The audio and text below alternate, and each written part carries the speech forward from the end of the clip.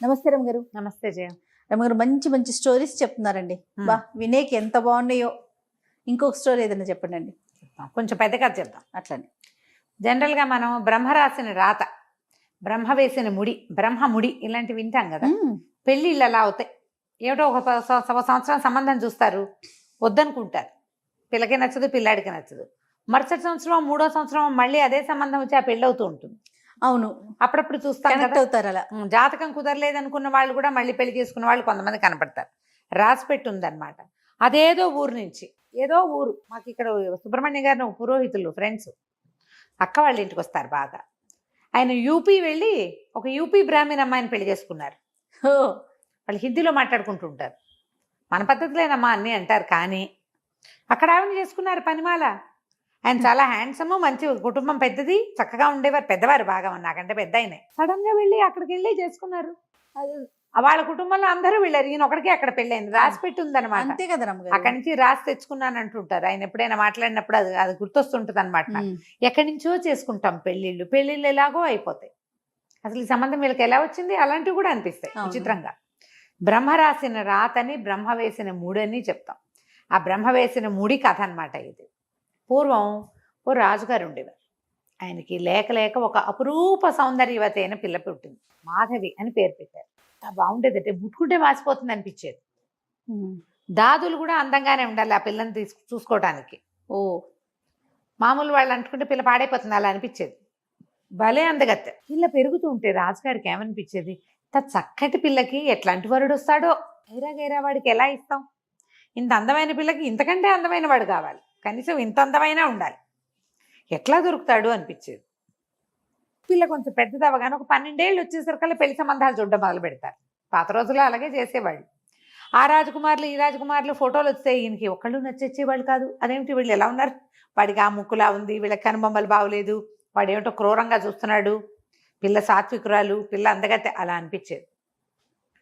ఎలా పెళ్లి దిగులు పట్టేసింది ఆయనకి. ఆ వచ్చిన వాడు రాజు అవ్వాలని బెంగ కాదు, ఇంత అపురూప సౌందర్యవతికి తగినటువంటి జగదేక వీరుడు కావాలి, వీరుడు కాదు అందగాడు కావాలి ప్రధానంగా.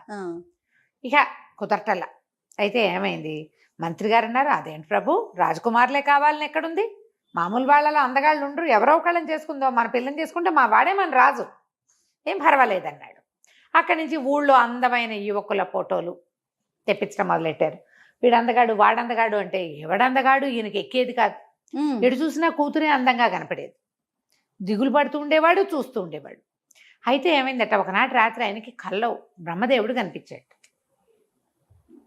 ఎందుకు నాయనా దిగులు పడుతున్నావు, మీ అమ్మాయికి కావలసిన ముడి ఏనాడో వేసి ఉంచాను, వాడి పేరు ఫలానా పిల్లవాడు, వాడి పేరు అని పేరు చెప్పాడు.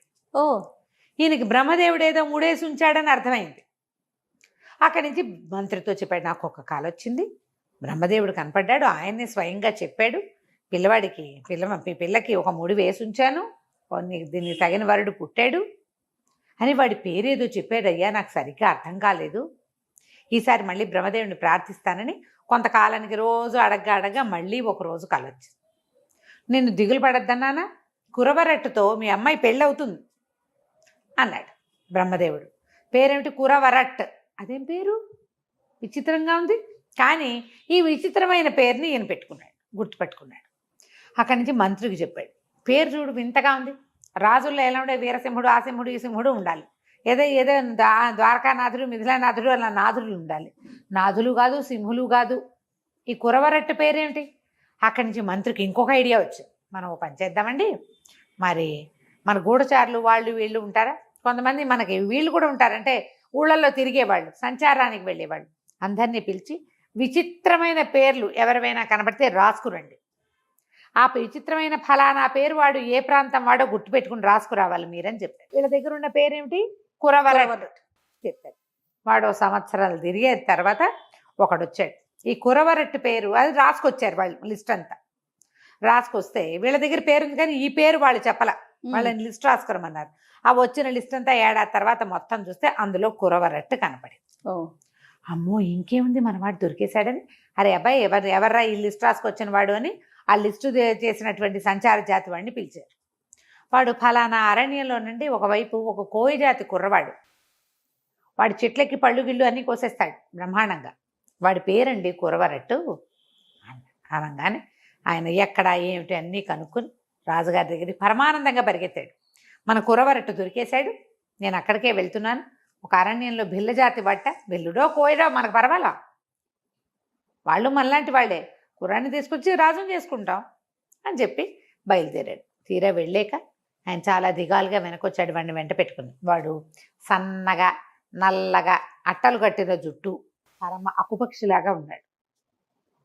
బక్కగా సన్నటివాడు, బక్కటివాడు. వాడిని తెచ్చి క్షమించాలి ప్రభు, పేరైతే సరిపోయింది కానీ ఆకారం సరిపోలేదు, వీడేమిటో ఇలాగా మరీ అకుపక్షిలాగా ఉన్నాడు, పేరు మాత్రం బ్రహ్మదేవుడు చెప్పిన పేరే అనగానే రాజు కొళ్ళు మండిపోయింది. ఏది వాడు నాకు చూపించన్నాడు. తీసుకొచ్చి చూపించేస్తారు కదా, ఆయన నిర్ఘాంతపోయాడు. వీడా కనీసం రాజకుమారి వెళ్లే దారిలో దీపం వెలిగించడానికి కూడా పనికిరాడు వీడు. రోడ్డు మీద దీపాలు వెలిగిస్తారు సైనికులు, దీపం వెలిగించే సైనికుడి పోస్ట్ కూడా పనికిరాడు. వాళ్ళు కూడా హ్యాండ్సమ్ గా ఉన్న వాళ్ళే ఉన్నారు మన దగ్గర. వీడికి ఎట్లా ఇచ్చి పెళ్లి చేస్తామమ్మా, ఏం చేస్తాం మంత్రి, మనం ఓ పని చేయి, వీడిని తీసుకెళ్ళి చంపే. అయ్యో, బ్రహ్మదేవుడు మూడేంటో చూద్దాం, వాడు కనుక బతికే ఉంటే మన కర్మగాలి, బ్రహ్మదేవుడు మూడేసానని చెప్పాడు, మళ్ళీ దేవుడు మొగుడైపోతాడేమో మన పిల్లకి, వీడిని సంహరించమన్నాడు. కోపం వచ్చింది రాజుకి. బ్రహ్మదేవుడి ముడి ఆయన ఐడియా ఏమిటో చూద్దాం, పెద్ద కల్లో వచ్చి చెప్పాడు. 2 సార్లు వచ్చాడు, 2 సార్లు కురవరట్టు పేరు చెప్పాడు. ఈ దేభ్యం వాడికి ఇవ్వడానికి ఇంత అందమైన పిల్లని పెంచాం, చంపేసే అన్నాడు. అనగానే వాడు మంత్రి గారు నిర్కాంతిపోయాడు. వాడిని పంపేయంటే బాగుండేది, చంపేయమంటే బాధగా ఉంది, నచ్చల. సరే అడవిలోకి తీసుకెళ్ళి చంపేద్దాం అనుకున్నాడు. వెంట పెట్టుకు తీసుకుపోయాడు. ఇప్పుడు ఎవరికైనా వీడిని సంహరించండి అని చెప్తే కారణం చెప్పాలి. ఆ పని తనే స్వయంగా చేద్దాం నమ్మలేక చేద్దాం అనుకున్నాడు. అడవిలోకి వెళ్ళేసరికల్లా, అడవిలోకి వెళ్ళగానే వాడికి అలవాటు కదా, వాడు ఆ చెట్టుకి ఈ చెట్టుకి కాయలన్నీ కోసి మంచి దోరకాయలు తీసుకొచ్చి ఈయన చేతిలో పెట్టాడు. ఈయనకి ఇంకా బాధేసి, వీడు మంచివాడు పాపం, పిచ్చి మీద వాడిని చంపుతున్నానని అర్థం కాల. ఈయనేమో వాడిని ఏమంటారు ఎన్కౌంటర్ చేయడానికి తీసుకుపోయాడు. వాడు పోయి జేబుల నుంచి బిస్కెట్లు చాక్లెట్లు తీసిస్తే ఎన్కౌంటర్ చేసేవాడికి ఎలా ఉంటుంది, బాధ అనిపిస్తుంది. బాధగా ఉంది ఆయనకి. ఏం చేయాలి అని అలా అడవిలో నడుస్తూ ఉంటే వాడి మాటలు, వాడి కబుర్లు చెప్పడం, తేనె తాగుతారు అయ్యగారు, ఆ పైన ఉందండి అంటే దాని నిండా అయింది తేనె తీగలు. వాడు క్షణాల్లో కోతిపిల్లలాగా పైకెక్కేసి శుభ్రంగా ఒక ఆకు దొప్పలో ఇంత పిండుకుని తీసుకొచ్చి ఇచ్చాడు. మరీ బాధ అనిపించింది, వీడిని చంపకూడదు, ఏం చెయ్యాలి, కానీ వీడిని బతికించి ఉంచితే కష్టం, చేత్తో చంపటం ఇష్టం లేదు. వాడి కోసిన పండు తిని వాడు తెచ్చిన తేనె తాగి వాడిని చంపచ్చా. ముందుకు నడిచి వెళ్తుంటే ఆయనకి దూరంగా ఒక కొండ కనపడి, ఆ కొండని వాసుకి కొండ అంటారు. అది కొన్ని సర్పాలకి ఆలవాలమని ఆ కొండెక్కిన వాళ్ళకి అక్కడితో పెద్ద తటాక ఉందని చెప్తారు. సర్పాలు ఉంటాయని, వాసుకి అనే మహాసర్పం ఆ వాళ్ళని భక్షించేస్తుందని కథలు చెప్పుకునేవాళ్ళు. అది నిజమో కాదో ఎవడికి తెలీదు. ఆ కొండకి దిగొచ్చిన వాడు ఎవ్వడూ లేడు. ఈయన అన్నాడు, అరే అబ్బాయి నాకు ఓ పని చేస్తావరా అన్నాడు. కురవరెట్టు చేస్తానండి, మీరు ఏం చెప్తే చేస్తాను. అయితే ఓ పని చేయి, ఆ కొండ ఎక్కు. ఆ కొండ మీదకి ఎక్కాక పెద్ద తటాకం ఉంది. ఆ తటాకంలో లోపల ఇసుక గులకరాళ్ళు ఉంటాయి. 2 సంచులు ఇచ్చాడు. ఈ సంచి నిండా గులకరాళ్ళు, ఈ సంచి నిండా ఇసుక పట్టుకురా. మరి ఇదిగో ఈ కాసు ఉంచుకో, ఊరికే వాడు ఎలాగూ చచ్చిపోతాడు పాపం, ఆశ పెట్టడానికి ఓ బంగారు కాసు చేతిలో పెట్టి తన ఉంగరం తీసి వాడి వేలికి పెట్టాడు. మీరు ఇక్కడే ఉంటారండి అయ్యగారు, నేను వెళ్ళొచ్చేదాకా అన్నాడు. వద్దులేని వద్దని ఉంగరం పెట్టాడనమాట. ఉంగరం పెట్టి నేను వెళ్ళిపోతా, నువ్వు ఇందాక మన నగరంలో కలుసుకున్నాను చూడు, రాజుగారి దగ్గరికి వెళ్ళావు, అక్కడ ఉంటా. నువ్వేం చేస్తావంటే నువ్వు మెల్లిగా ఎక్కాలి కదా, ఇదంతా ఎక్కాలి, ఆ పని చెయ్యాలి, అదంతా దిగాలి, ఎప్పటికవుతుంది అదంతా. నేను వెళ్ళిపోతా వెనక్కి, ఉంగరం ఉంది కాదు, నువ్వు వచ్చి ఉంగరం చూపిస్తే నా దగ్గరికి తీసుకొస్తారు ఎవరైనా. అవి చాలా మంచివి, అవి వాడుకోవటం కోసమే నిన్ను తీసుకొచ్చా, నువ్వంటే చూడు అడవిలో బాగా తిరుగుతున్నావు కాదు అని వాడికి చక్క ముద్దుగా చెప్పాడు. వాడు అట్టగానండి దాందేముంది, నేను వెళ్తాలేండి అన్నాడు. ఈయన గుర్రం వేసుకుని వెనక్కి వెళ్ళిపోయాడు. మన కురవరట్టు కొండెక్కటం మొదలుపెట్టాడు. కొండెక్కి ఎక్కి ఎక్కి ఎక్కి ఎక్కి మొత్తానికి 3 రోజులు కొండెక్కేశాడు. ఎక్కితే పెద్ద తటాకం ఉంది. వీడు ఆ తటాకంలోకి దిగాడు. వాడు అప్పటికే 3 రోజుల నుంచి కొండెక్కుతున్నాడు. దొరికిన కాయ కసరు, వాళ్ళ జీవితాలు అవే కొండవాళ్ళు కదా, వాడు కోయపిల్లవాడు, వాడికి అదే అలవాడు. తేనె దొరికితే తాగేస్తాడు, తటాక ఎక్కడైనా సెలయేళ్ళు కనపడితే ఆయన నీళ్లు తాగుతాడు, ఓ పండో కాయో కోసుకొని తింటాడు. వాళ్ళకి తెలిసినన్ని కాయలు పళ్ళు మామూలు వాళ్ళకి తెలియవు. ఆకలి లేదు వాడికి. కానీ కొండెక్కటంలో చెమటలు పోసి విసగటగా స్నానం చేద్దామనిపించింది. సరే తటాకంలో ఎలాగో ఆయన అవి తీసుకురమ్మన్నాడు కదా అని ఆ తటాకంలోకి దూకాడు. పెద్ద తటాకం, చల్లటి నీళ్ళు. లోపలికి వెళ్తే అడుగునంతా ఇసుక రవ్వ రవ్వ రవ్వగా చేతికి తగులుతోంది. బోల్డ్ అన్ని రాళ్ళు ఉన్నాయి దాని నిండా ఆ తటాకంలో. వీడు హాయిగా కరువు తీరా స్నానం చేసి ఈతలు కొట్టి మరి గులకరాళ్ళు సంచి నిండా వేసుకున్నాడు. ఇంతవి అంతవి ఇంతవి అంతవి ఎన్ని రాళ్ళు, ఇంత సంచి అది. ఇసుక ఒక దాని నిండా పోసుకున్నాడు, నీరంతా చేసాడు, అందులోంచి బయటకు వచ్చాడు. వాడికి వస్తుంటే అనిపించింది వాడు నల్లటి సన్నటి చేతులు ఏమిటో పచ్చగా మారిపోయినట్టు అనిపించింది. చేతులు రంగు మారిపోయినాయి. ఆ నీళ్ళు ఏమైనా పవర్ఫుల్ అయి ఉంటాయి, వాటికి ఏదో శక్తి ఉంది.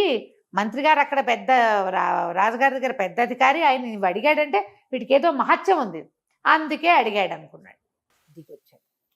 దిగి ఇక నగరానికి బయలుదేరాడు. వీడు మామూలుగా ఏదో చిన్న మామూలు బట్టలతోటి ఉన్నాడు. వీడు ఏమనుకున్నాడు, ఆకలిస్తోంది, ఏమైనా తినాలి. ఈ ఉంగరం ఏం చేశాడు, ఎవరికో చూపించాడు. మామూలుగా అడవిలో ఉంటే వాడికి ఆహారం కాయ కసులు దొరుకుతాయి, నగరాల్లోకి వస్తే కొనుక్కోవద్దు, ఎవరైనా పెట్టాలి. ఆకలి దహించుకుపోతుంది.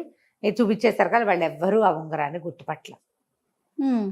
ఏం చేయాలి, సరే ఆలోచించి ఏమనుకున్నాడు, మన దగ్గర మంత్రి గారు ఇచ్చిన కాసు ఉంది కదా, ఆ కాసుతోటి ఏమైనా కొనుక్కు తిందామని సరే కాసుతోటి ఒక కొట్లోకి వెళ్ళాడు. వాళ్ళు ఏమో చిచ్చి పిచ్చిగుడ్డలతో కొట్లోకి వస్తున్నామంటే సరే ఏమనుకున్నాడు, ముందు ఆహారం కొట్లోకి వెళ్ళకుండా ఆహారం తెచ్చుకుని తిన్నాడు.